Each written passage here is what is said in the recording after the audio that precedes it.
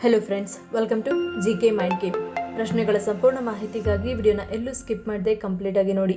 ಇವತ್ತಿನ ಪ್ರಶ್ನೆಗಳಲ್ಲಿ ಮೊದಲನೇ ಪ್ರಶ್ನೆ, ದೇಹದ ಪ್ರತಿ ಭಾಗಕ್ಕೂ ರಕ್ತ ಸಂಚಾರ ಸರಿಯಾಗಿ ಆಗಲು ಯಾವುದು ಸಹಕಾರಿಯಾಗಿದೆ? ಆಪ್ಷನ್ಸ್ ಎ ದಾಲ್ಚಿನ್ನಿ ಚಹಾ, ಬಿ ಅರಿಶಿಣದ tea, C green tea, D ಮಸಾಲೆ ಟೀ.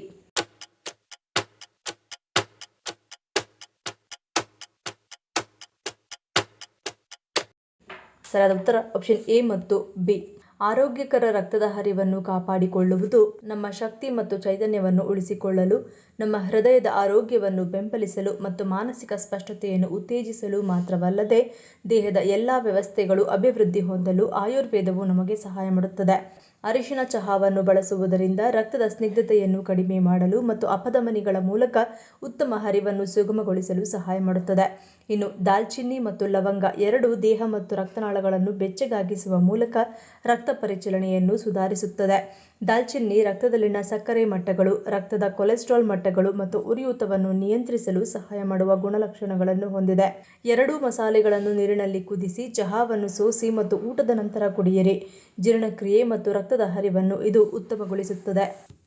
ಎರಡನೇ ಪ್ರಶ್ನೆ, ಯಾವುದರ ಕೊರತೆಯು ನರಗಳ ಕಾರ್ಯನಿರ್ವಹಣೆಯ ಮೇಲೆ ಕೆಟ್ಟ ಪರಿಣಾಮವನ್ನು ಬೀರುತ್ತದೆ? ಆಪ್ಷನ್ಸ್ ಎ ನೀರು, ಬಿ ರಕ್ತಕಣ, ಸಿ ಪ್ಲಾಸ್ಮಾ, ಡಿ ಜೀವಸತ್ವ.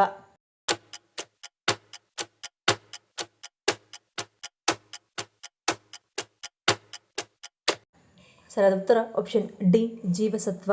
ದೇಹದ ಸುಗಮ ಕಾರ್ಯನಿರ್ವಹಣೆಗೆ ಪ್ರತಿಯೊಂದು ಅಂಗವು ಪ್ರಮುಖ ಪಾತ್ರ ವಹಿಸುತ್ತದೆ. ಹಾಗೆಯೇ ನಮ್ಮ ನರಗಳ ಪಾತ್ರ ಕೂಡ ಬಹಳ ಮುಖ್ಯ. ಆದರೆ ಕೆಲವೊಮ್ಮೆ ಕೆಲವು ಅಗತ್ಯ ಜೀವಸತ್ವಗಳ ಕೊರತೆಯು ನರಗಳ ಕಾರ್ಯನಿರ್ವಹಣೆಯ ಮೇಲೆ ಕೆಟ್ಟ ಪರಿಣಾಮ ಬೀರುತ್ತದೆ.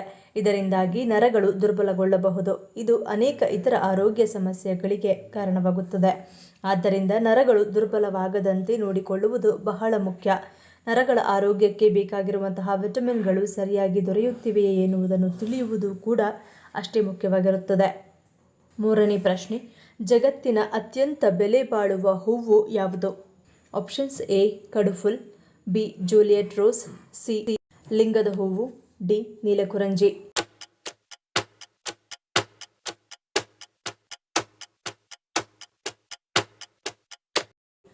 ಸರಿಯಾದ ಉತ್ತರ ಆಪ್ಷನ್ ಎ ಮತ್ತು ಬಿ.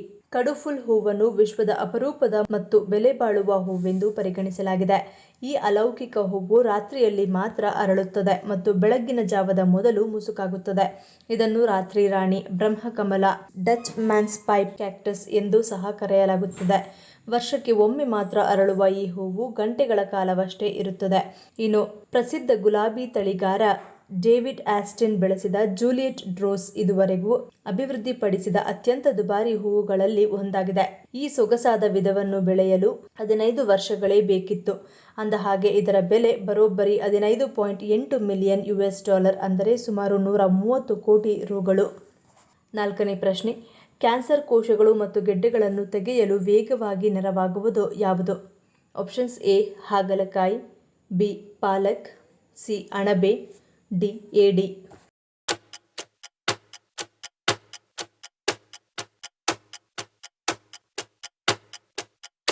ಸರಿಯಾದ ಉತ್ತರ ಆಪ್ಷನ್ ಡಿ ಏಡಿ.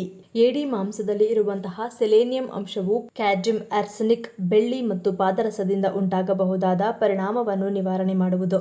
ಇದು ಕ್ಯಾನ್ಸರ್ ಕೋಶಗಳನ್ನು ತೆಗೆಯಲು ವೇಗವಾಗಿ ನೆರವಾಗುವುದು ಮತ್ತು ಗಡ್ಡೆಗಳು ಬೆಳೆಯುವುದನ್ನು ನಿಧಾನಗೊಳಿಸುವುದು. ಏಡಿ ಮಾಂಸದಲ್ಲಿ ಇರುವಂತಹ ಒಮೆಗಾ 3 ಕೊಬ್ಬಿನಾಮ್ಲದಂತಹ ಆಹಾರ ಸೇವನೆಯಿಂದ ಪ್ರಾಸ್ಟೇಟ್ ಕ್ಯಾನ್ಸರ್ ಅನ್ನು ತಡೆಯಬಹುದು. ಮತ್ತು ಏಡಿ ಮಾಂಸದಲ್ಲಿ ಪ್ರಮುಖವಾಗಿ ಕಂಡುಬರುವಂತಹ ಸೆಲೇನಿಯಂ ಎನ್ನುವ ಖನಿಜಾಂಶವು ಕೋಶಗಳು ಮತ್ತು ಅಂಗಾಂಶಗಳು ಹಾನಿಯಾಗದಂತೆ ತಡೆಯುವುದು. ಥೈರಾಯ್ಡ್ ಗ್ರಂಥಿಗಳು ಆಕ್ಸಿಡೇಟಿವ್ ನಿಂದ ಹಾನಿಯಾಗುವುದನ್ನು ತಪ್ಪಿಸುವ ಸೆಲೇನಿಯಂ ಥೈರಾಯ್ಡ್ ಹಾರ್ಮೋನ್ಗಳು ಸರಿಯಾಗಿ ಕಾರ್ಯನಿರ್ವಹಿಸಲು ನೆರವಾಗುವುದು. ಇದರಿಂದ ಥೈರಾಯ್ಡ್ ಹಾರ್ಮೋನ್ ಸರಿಯಾಗಿ ಕಾರ್ಯನಿರ್ವಹಿಸುವುದು.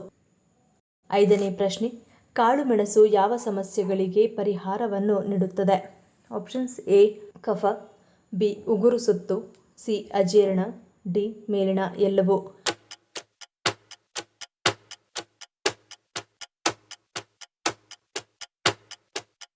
ಸರಿಯಾದ ಉತ್ತರ ಆಪ್ಷನ್ ಡಿ ಮೇಲಿನ ಎಲ್ಲವೂ. 1 ಲೋಟ ನೀರಿಗೆ ಅರ್ಧ ಚಮಚ ಕಾಳು ಮೆಣಸಿನ ಪುಡಿ ಹಾಕಿ ಚೆನ್ನಾಗಿ ಕುದಿಸಿ ಸ್ವಲ್ಪ ಬೆಲ್ಲ ಸೇರಿಸಿ ದಿನಕ್ಕೆ 2 ಬಾರಿ ಕುಡಿಯುವುದರಿಂದ ಕಫದಿಂದ ಕೂಡಿದ ನೆಗಡಿ, ಕೆಮ್ಮು, ಗಂಟಲು ನೋವು ನಿವಾರಣೆಯಾಗುತ್ತದೆ. ನೀರಿನಲ್ಲಿ ಕಾಳು ಮೆಣಸನ್ನು ಅರೆದು ಪೇಸ್ಟ್ ಮಾಡಿ ಹಚ್ಚುವುದರಿಂದ ಉಳುಕಿದ ನೋವು ಅಥವಾ ಬಿದ್ದ ನೋವು, ಊತ ಕಡಿಮೆಯಾಗುತ್ತದೆ. ಕಾಳು ಮೆಣಸನ್ನು ನೀರಿನಲ್ಲಿ ಅರೆದು ಆ ಪೇಸ್ಟ್ ಅನ್ನು 2 ರಿಂದ 3 ಚಮಚ ಬಿಸಿ ಎಣ್ಣೆಯಲ್ಲಿ ಸ್ವಲ್ಪ ಬೇಯಿಸಿ ಸ್ವಲ್ಪ ಬಿಸಿಯಾಗಿರುವಾಗಲೇ ನೋವಿರುವ ಭಾಗಕ್ಕೆ ಕಟ್ಟುವುದರಿಂದ ಉಗುರು ಸುತ್ತು ಉಪಶಮನವಾಗುತ್ತದೆ. ಕಾಳು ಮೆಣಸಿನ ಪುಡಿಯನ್ನು ಜೇನುತುಪ್ಪದೊಂದಿಗೆ ಸೇರಿಸಿ ಖಾಲಿ ಹೊಟ್ಟೆಯಲ್ಲಿ ಸೇವಿಸುವುದರಿಂದ ಅಜೀರ್ಣ ಕಡಿಮೆಯಾಗುತ್ತದೆ. 6ನೇ ಪ್ರಶ್ನೆ, ಪ್ರತಿದಿನ ಕಾಫಿ ಕುಡಿಯುವುದರಿಂದ ಅಥವಾ ಅತಿಯಾದ ಕಾಫಿ ಸೇವನೆಯಿಂದ ಏನಾಗುತ್ತದೆ? ಆಪ್ಷನ್ಸ್ ಎ ನಿದ್ದೆಗೆ ಭಂಗ, ಬಿ ನರದೌರ್ಬಲ್ಯ, ಸಿ ನಿರ್ಜಲೀಕರಣ, ಡಿ ಮೇಲಿನ ಎಲ್ಲವೂ.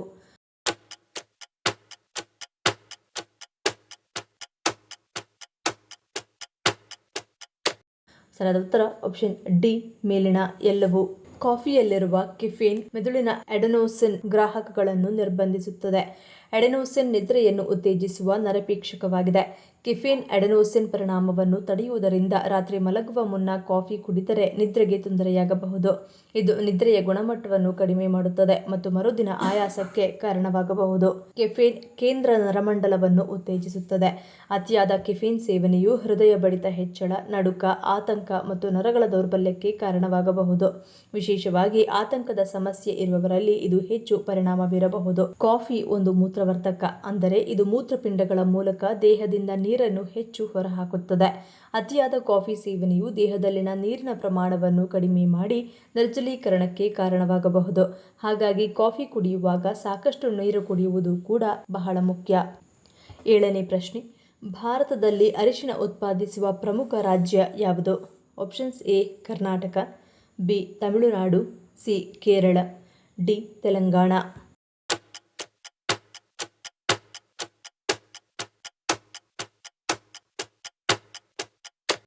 ಸರಿಯಾದ ಉತ್ತರ ಆಪ್ಷನ್ ಡಿ ತೆಲಂಗಾಣ. ಭಾರತವು ಜಾಗತಿಕ ಮಟ್ಟದಲ್ಲಿ ಅರಿಶಿನ ಉತ್ಪಾದಕ ಮತ್ತು ರಫ್ತುದಾರ ರಾಷ್ಟ್ರವಾಗಿದ್ದು, ಪಾಕ ಪದ್ಧತಿ, ಔಷಧ ಮತ್ತು ಸಾಂಸ್ಕೃತಿಕ ಬಳಕೆಗೆ ಹೆಸರುವಾಸಿಯಾಗಿದೆ. ಭಾರತದಲ್ಲಿ ಅರಿಶಿನ ಉತ್ಪಾದಿಸುವ ಪ್ರಮುಖ ರಾಜ್ಯವೆಂದರೆ ಅದು ತೆಲಂಗಾಣ.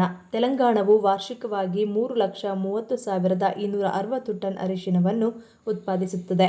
ನಿಜಾಮಾಬಾದ್ ಜಿಲ್ಲೆಯನ್ನು ಅದರ ಉತ್ತಮ ಗುಣಮಟ್ಟದ ಉತ್ಪಾದನೆಗಾಗಿ ಗುರುತಿಸಲಾಗಿದೆ. ರಾಜ್ಯದ ಹವಾಮಾನ ಮತ್ತು ಮಣ್ಣು ಅದರ ಬೆಳವಣಿಗೆಗೆ ಅನುಕೂಲಕರವಾಗಿದೆ.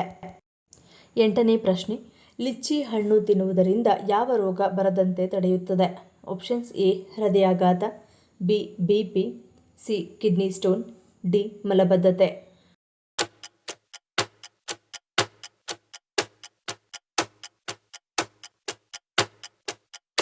ಸರಿಯಾದ ಉತ್ತರ ಆಪ್ಷನ್ ಡಿ ಮಲಬದ್ಧತೆ.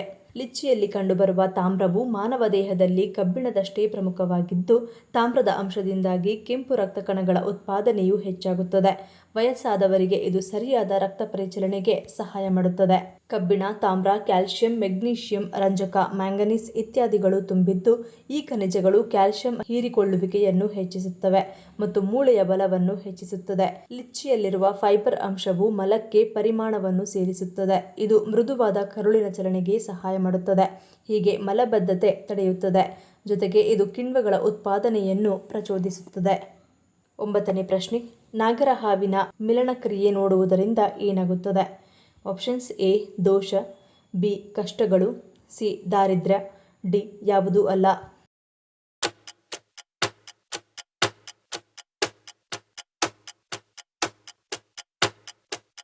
ಸರಿಯಾದ ಉತ್ತರ ಆಪ್ಷನ್ ಡಿ ಯಾವುದೂ ಅಲ್ಲ. ಯಾವುದೇ ರೀತಿಯ ಮಿಲನ ಕ್ರಿಯೆಯನ್ನು ನೋಡುವುದು ನಮ್ಮಲ್ಲಿ ಅಶುದ್ಧ ಎನ್ನುವ ಕಲ್ಪನೆಯನ್ನು ಬಿತ್ತಲಾಗಿದೆ. ನಾಗರಹಾವು ಎಂದರೆ ನಮ್ಮಲ್ಲಿ ದೇವರು. ಈ ಜೀವಿಯ ಮಿಲನ ಕ್ರಿಯೆ ನೋಡಿದರೆ ದೋಷ ಬರುತ್ತೆ ಎನ್ನುವ ನಂಬಿಕೆಯನ್ನು ನಾವೇ ಸೃಷ್ಟಿ ಮಾಡಿಕೊಂಡಿದ್ದೇವೆ. ಬದುಕಿನಲ್ಲಿ ಏರುಪೇರು ಆಗುವುದನ್ನು ದೋಷ ಅನ್ನುವುದಾದರೆ, ಈ ಹಾವುಗಳ ಮಿಲನ ನೋಡಿದವರದ್ದು ಮಾತ್ರವಲ್ಲ, ಎಲ್ಲರ ಜೀವನದಲ್ಲಿ ಕಷ್ಟಗಳು ಬರುತ್ತವೆ. ಆದರೆ ನಾವುಗಳು ನಮ್ಮ ನಂಬಿಕೆಗಳಿಗೆ ನಮ್ಮ ಜೀವನದ ಘಟನೆಗಳನ್ನು ಹೋಲಿಕೆ ಮಾಡಿ ಭಯಪಡುತ್ತೇವೆ. ಮಿಲನ ಕ್ರಿಯೆ ನೋಡಿದರೆ ಸಮಸ್ಯೆಗಳು ಬರುವುದಿಲ್ಲ. ಇಂತಹ ಸಂದರ್ಭದಲ್ಲಿ ಹಾವುಗಳಿಗೆ ತೊಂದರೆ ಕೊಡಬಾರದು ಎನ್ನುವ ದೃಷ್ಟಿಯಿಂದ ಮಿಲನ ಕ್ರಿಯೆಯಲ್ಲಿ ತೊಡಗಿರುವ ಹಾವುಗಳನ್ನು ನೋಡಬಾರದು ಎನ್ನುವ ಗುಪ್ತ ಸೂಚನೆಯನ್ನು ನಮ್ಮ ಹಿರಿಯರು ಕೊಟ್ಟಿರಬಹುದು. ಈ ಪ್ರಶ್ನೆಗಳಲ್ಲಿ ನೀವು ಎಷ್ಟು ಪ್ರಶ್ನೆಗಳಿಗೆ ಸರಿ ಉತ್ತರವನ್ನು ಕೊಟ್ಟರಿ ಅನ್ನೋದನ್ನು ಕಮೆಂಟ್ ಮಾಡಿ ತಿಳಿಸಿ. ಈ ವಿಡಿಯೋ ನಿಮಗೆ ಇಷ್ಟ ಆಗಿದ್ರೆ ಮರೀದೇ ಲೈಕ್ ಮಾಡಿ, ಶೇರ್ ಮಾಡಿ, ಸಬ್ಸ್ಕ್ರೈಬ್ ಮಾಡಿ. ನನ್ನ ಚಾನಲ್ನ ಇನ್ನೂ ಸಬ್ಸ್ಕ್ರೈಬ್ ಮಾಡಿದೆ ಹಾಗೆ ವಿಡಿಯೋಸ್ ನೋಡ್ತಿದ್ರೆ ಪ್ಲೀಸ್ ಸಬ್ಸ್ಕ್ರೈಬ್ ಮಾಡಿ, ಸಪೋರ್ಟ್ ಮಾಡಿ. ಮತ್ತೊಂದು ಇಂಟ್ರೆಸ್ಟಿಂಗ್ ವಿಡಿಯೋದೊಂದಿಗೆ ಸಿಗ್ತೀನಿ. Until love you all, take care.